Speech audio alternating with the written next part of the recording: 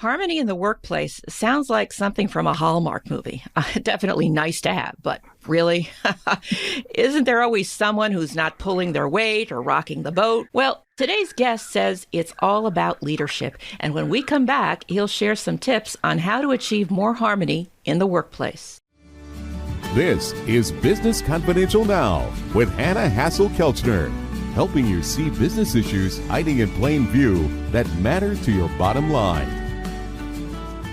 Welcome to Business Confidential Now. I'm your host, Hanna Hasl-Kelchner, and today I'm delighted to welcome back to the show Stephen Howard. Stephen is the award-winning author of numerous leadership, business, and motivational books who specializes in creating and delivering leadership development curriculum for frontline leaders, mid-level leaders, and high-potential leaders through his firm, Caliente Leadership. The last time he joined us, we chatted about how stress causes a system overload and impacts your problem solving.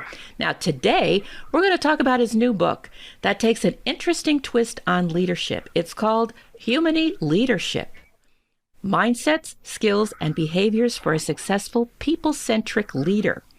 Now, humany is a word he's coined that he says combines humanity and harmony to emphasize the need for leaders to create workplaces of well-being and harmony. So let's find out what we've been missing all these years. Welcome back to Business Confidential now, Stephen. Thank you very much, Hannah. I appreciate you having me back again. Well, it's good to have you back. So what's up with humany, huh? I mean, when it comes to harmony in the workplace, why did you jam humanity and harmony into one word? What is it? Well, people scoff at the idea of harmony in the workplace. When I talk to people and I ask them, you have any harmony in your workplace? They kind of laugh at me and go, what do you mean? So I sort of took the approach that maybe that's what we need. We need more harmony in our lives. I don't believe there's such a thing as work-life balance.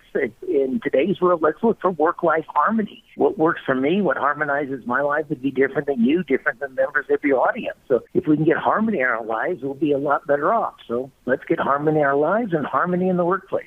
Okay. Well, some people might think, hey, that means having some music on, right? Well, how do we achieve that? I'm going to visualize a Hallmark film from now on as like black and white film and put nice music in the background. you got that image now, right? Right? Yeah. Yeah, I do have that image. It's absolutely locked in my head now all of a sudden. But, harmony is about, if you think about it, think about flow. When things are flowing for you individually, things are happening, you kind of lose track of time, everything's in sync together. And then think about a workplace where a team is in flow. And the same kind of thing happens. People are innovating, they're bouncing ideas off of each other, there's camaraderie, there's a desire to create something new going forward. And that's really what harmony is all about. It's the ability to collaborate cooperatively. So much collaboration, the workforce is forced. It says, okay, you, and you, go form this team together, and this is the result I want. Well, harmony would be a bit different. It'd be, say, who wants to work on this project? And the goal is to create something, big vision here. And how you do it, how you come about it, I'm going to leave it up to the team. That would be a harmonized workplace. Interesting. So why do you feel it's more important to emphasize harmony in the workplace today, especially when more people are working remotely than ever before? It's not like they're huddled around the, conference table as much. Well, because I think you can harmonize even with remote workers. I mean, the people still have to collaborate even when they're working remotely or in a hybrid situation or anything like that. And the ability, if you leave it like it is, people just ignore emails. They'll just ignore the request to do something. They'll pretend they're busy. They won't respond to an email. They'll show up at a team meeting online and just sit there quietly and hope nobody bothers them. And that's not going to do anybody good. I think people are looking for more in life these days, and purpose. And if you had an operation, a team functioning on all cylinders, so to speak, I think people would be more willing to jump in and participate and collaborate and share their ideas. What happens, unfortunately, in many workplaces today is people reluctantly get put together onto a team and they don't speak up. They don't share their best thoughts. They don't share their best ideas. They're afraid of being ridiculed. They're afraid of being put down, or even worse, they're afraid their boss might steal their best idea and claim it for themselves. We need to change our attitudes about functioning in the workplace, and I think harmony is a good word for it. Well, I agree that harmony is a lovely word. It really is. But you just put your finger on, I don't know, 3 or 4 hot buttons in that last comment that you just made about, the reason people aren't sharing and, fear that the boss is going to steal their idea and so on and so forth. So, how do we break this bottleneck and get more harmony in the workplace? Well, that's why the book, it's called Humaning Leadership, and it starts in leadership. But leaders have to change their attitudes. I mean, one attitude that, I say this frequently now, is that managing people is a 1980s construct. It's no longer applicable today. It's no longer relevant in today's world. It's like people lead bosses, not just organizations. I mean, nobody wakes up in the morning and wants to be managed by their boss, particularly micromanaged. They want to be led. They want to be motivated. They want to be inspired. And so I think, as I often say, my favorite philosopher is Yoda. And Yoda says we have to unlearn what we've learned. And I say that managers or leaders need to unlearn management and really relearn how to be human and treat people as human beings in the workplace. People are not employees. They're not workers. They're not assets. They're not human resources. They're human beings. And if leaders would treat them like that, then you're going to get innovation. You're going to get cooperation from people because you're treating them as human beings. So that's why the word humany combines humanity, and harmony. Right. So what do we need to unlearn, Yoda? Well, unlearn management. You manage things, you manage processes, you manage policies, you manage procedures, you manage projects. But you don't manage people, you lead people. And that's a mindset change, and it's a very important mindset change that leaders have to get their head around, quite frankly. And if they do, then they're going to be better off. If they don't, if they revert to the way people have been leading for the last 15, 20 years, then you're going to see people just not participate. You're going to see more and more people starting their own companies, people dropping out of the workforce, people deciding that it's not worth it. I'm not going to go back to a toxic workplace where I have a boss who bullies me, where I have peers who ridicule me, who laugh at my ideas. It's just not worth it anymore. So it really is a mindset change.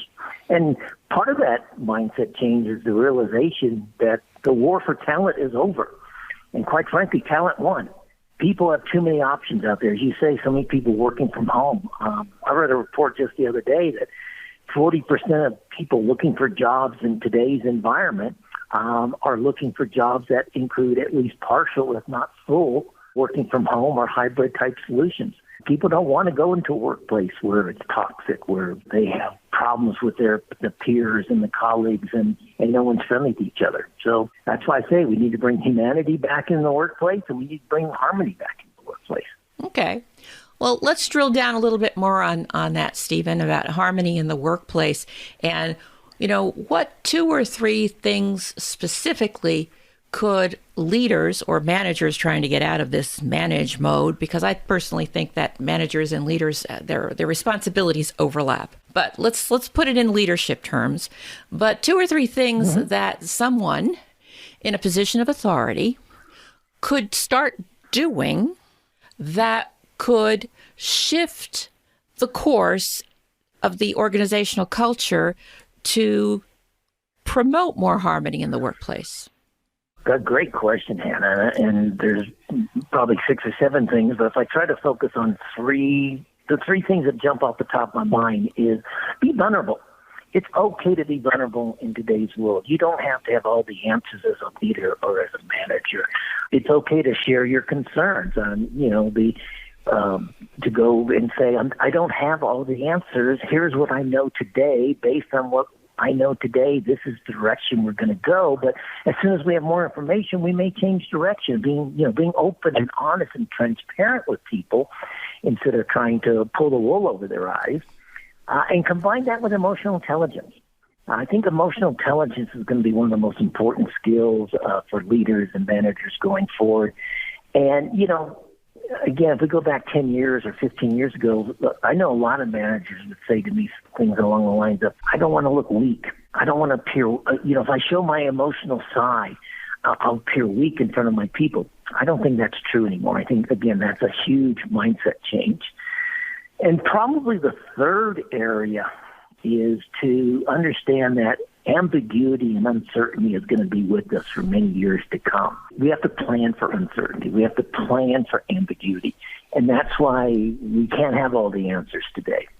I would suggest that a concept I'm coaching people on right now is a concept I call preemptive adaptability. So plan A and plan B won't work anymore. I think we have to have plan A, plan B 1 and 2, and maybe even plan C 1, 2, and 3. And we will know that if something were to happen, it will trigger plan B 2. If something else happens, it will trigger plan C 1. So we plan for change instead of reacting for change going forward. So I think those would be the 3 biggest things that will bring a better workplace, a better working environment where people are able to, again, cooperate and focus together, work together in a direction set by the leaders. I hope that all makes sense. That's kind of a long answer to a very good question. Well, I appreciate that. I don't want to say complicated, but there's lots of nooks and crannies to it, shall we say. And you piqued my curiosity about emotional intelligence. Tell me more about what you mean by that, because I'm sure there's some people listening that think, oh, hey, I'm smart. I got this. What do you mean by that? Well, emotional intelligence, you go back to Daniel Goleman's book many years ago, and he talks about 4 aspects. So, emotional intelligence is it's about controlling your emotions, controlling how you express your emotions. It's not trying to stop your emotions. We all have the right to our emotions. We have the right to be angry. Somebody does something in the workplace or in our personal lives, and it's upsetting to us. We have a right to be angry. Emotional intelligence is how you express that anger. If you turn to somebody and say, when you say that, it upsets me for this reason, or when you say that, it makes me lose confidence in myself, and then I get angry at myself for losing that confidence. That's one way of expressing your anger. Taking a coffee cup and throwing it across the room, or slamming a table or desk and calling somebody an idiot, that's another way of expressing anger. But I would suggest the first version is a lot more intelligent, particularly for the workplace, than the second example there. So that's really what I'm talking about, emotional intelligence. It's interesting that a study of 44 Fortune 500 companies just a year ago showed that even salespeople who had high emotional intelligence, they actually produced twice the revenue of those with average or below EQ scores, or EQs known for emotional intelligence. So even in a field such as sales, not even leadership, but even in sales, emotional intelligence can be quite an asset to have. Understood. So yeah, in tackling this, because, you talk about management being this, antiquated construct, and leaders needing to shift their focus and have a little bit more of a growth mindset in adapting in order to promote more harmony in the workplace. Out of all of the things that you've seen in your experience, what do you think are the most critical problems facing them? Oh, the most critical problems facing right now, I think, is that leaders are uncomfortable. They don't know how to change. In particular, I'm talking about leaders.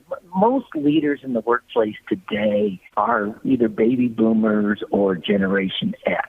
And it's interesting that the American Psychological Association calls Generation X the most stressful generation in history. And yet they're the ones who are going to be leading us going forward in the future. So we have very stressed out leaders trying to lead a very stressed out workforce. So I think that's one of the key aspects of it. I think the other is partly what we've sort of been talking about here, is that so many leaders feel that they have to manage. They have to manage people. They have to overlook them. They have to have their fingers on them at all times. They have to micromanage them. And yet that's not what the workforce wants, particularly our younger workforce. They want to be empowered. They want to be challenged. They want to be led. They want to be motivated. And most importantly, they want to grow. They want to grow both professionally and personally. And so many organizations in recent years have slashed their training and development budgets to just keep their cash flow going. And as a result, so many people are saying, I don't want to work for this company anymore. I'm not growing here. This company's not investing in me. And interestingly, the younger generation is less concerned about title. I mean, people of my generation, I'm a baby boomer. We always want to be promoted. We want to go from assistant manager to senior manager, for instance. And our titles were part of our ego, part of what we the way we approach the world, so to speak. Younger generation doesn't care about the titles. They want to know that they're growing. They're learning new skills. They're learning new ways of operating. They're learning to think better. And I think so those are two areas that leaders have to, again, change a little bit. Otherwise, look, you can still be the old-style leader and be very successful for maybe the next year, 18 months, 2 years, but it won't last long term. If you want to build a sustainable business today, and you want to have a sustainable career, you're going to have to change your leadership style. I think that, and that's one of the key focuses that I talk about in the book. It's critical for the individual and for the organization to make these changes and to make them rather quickly. Well, I appreciate that there's a sense of urgency simply because the different generations, like the boomers, are retiring in greater numbers. They're going to be aging out. It's just a fact of life. And, other workforce cohorts will have different needs, different requirements. But, what's it really going to take for whether they're, boomers in senior management or Gen X in senior management, what is it going to take to get them to change their mindset when for decades they've built careers on being a certain way? Now, all of that's just going to be thrown out the window because we want to do it this way. Now, I'm being a little facetious here, and I realize that, but I want to push you on this point because, people changing habits is hard. And, what's in it for them besides, this is going to be a wonderful Hallmark ending? Well, what's in it for them will be their careers, and I actually say that in the book. I mean, even if you're a leader in an organization where your organization doesn't change, if you change, and this is evolutionary, no one's going to read the book and change in 30 days after reading the book. But as they read it and as they read the book, or as more and more people get exposed to this concept, even if you're a department head and you change for your department, or even if you're a team leader and you change for your team, a couple things are going to happen. Your employee attrition will be lower than the rest of the organization.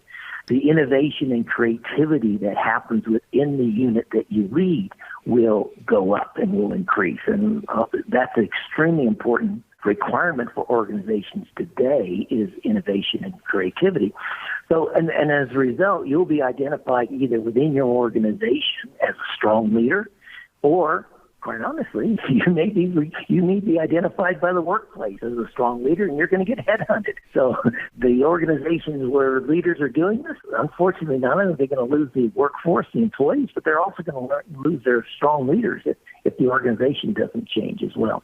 So there's a lot of what I would call what's in it for me for the leaders to make these changes. One will be their short-term results, and second will be the chemistry within the team, which produces those results, and the third will be, quite honestly, their own career path. All right. But it still sounds like it's a leap of faith to get them to start doing it before they can reap the benefits.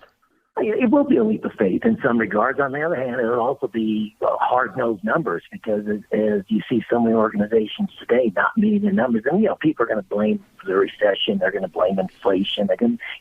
There's always an excuse for why results are not being produced. But if you you read the book, you understand the concept, you really look at it, a lot of it's going to be, quite frankly, the way we're leading people.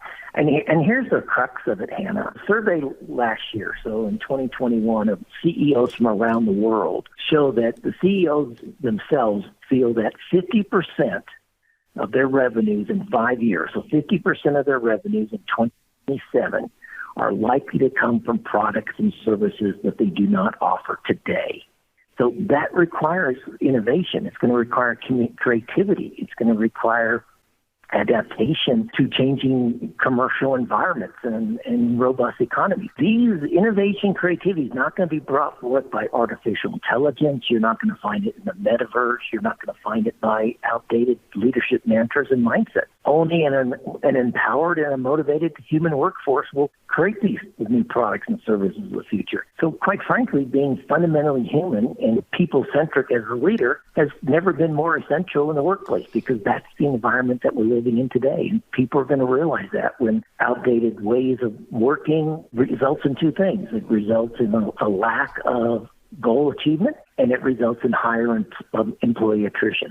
And so it will be a leap of faith, no doubt about it, but it can be a leap of faith based on the fact that what I'm currently doing today as a leader is not working. Very good. And in order to achieve all that innovation and get those new products and services, you definitely need more harmony in the workplace. So thank you, Stephen. I really appreciate your time. I know I gave you maybe a little hard time, but I think it was important in order to get a better understanding and a grasp of, this concept, why it's so critical, and how the workforce is changing and leadership needs to adapt in order to bring forth the best of the employees that they do have.